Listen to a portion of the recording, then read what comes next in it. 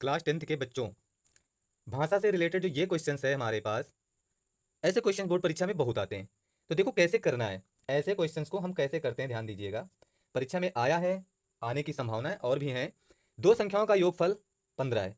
तो हमारे दिमाग में चलना चाहिए, जब संख्याएं दो हैं तो एक संख्या मान लेते हैं, माना माना एक संख्या बराबर एक्स। एक संख्या हमने मान लिया।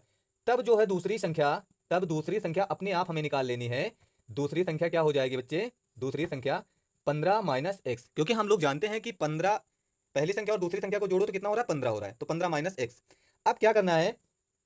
तथा तथा व्युत्क्रम क्या हो जाएगा? व्युत्क्रम पहली संख्या, व्युत्क्रम क्या हो जाएगा? एक संख्या, इसका व्युत्क्रम क्या हो जाएगा? 1/x।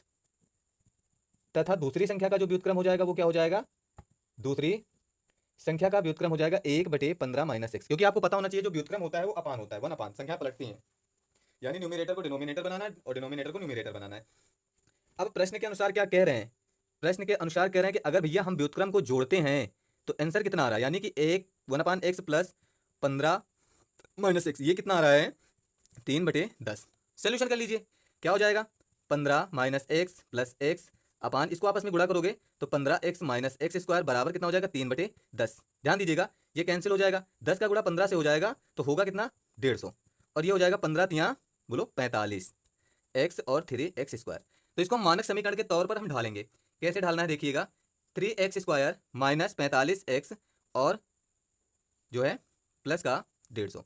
अब इसमें 3 कॉमन मिल रहा है, 3 कॉमन लेकर के काटोगे तो एक्स स्क्वायर 15 तिया 45 एक्स और प्लस 50। अब इसमें क्या करना है आपको? फैक्टर्स हमारे पास इजी हैं, यानी एक्स स्क्वायर 10x और 5x, 10×5 = 50 और प्लस 5 जीरो। तो हमारे पास जो आएगा x माइनस 10 और एक आएगा x माइनस 5। ये फैक्टर्स होंगे हमारे पास, ये फैक्टर्स बनके तैयार होंगे। तो कुल मिला के जो x की वैल्यू निकलेगी वो निकलेगी 10 या 5। अगर हमारे पास 10 एक नंबर से तो दूसरा ऑटोमेटिक 5 होगा, अगर दूसरे को ले रहे हैं 5 है तो 10 निकलेगा। तो ये ध्यान रखना है कि ऐसे सवाल हम ऐसे करते हैं जो कि बोर्ड परीक्षा में रखा गया है।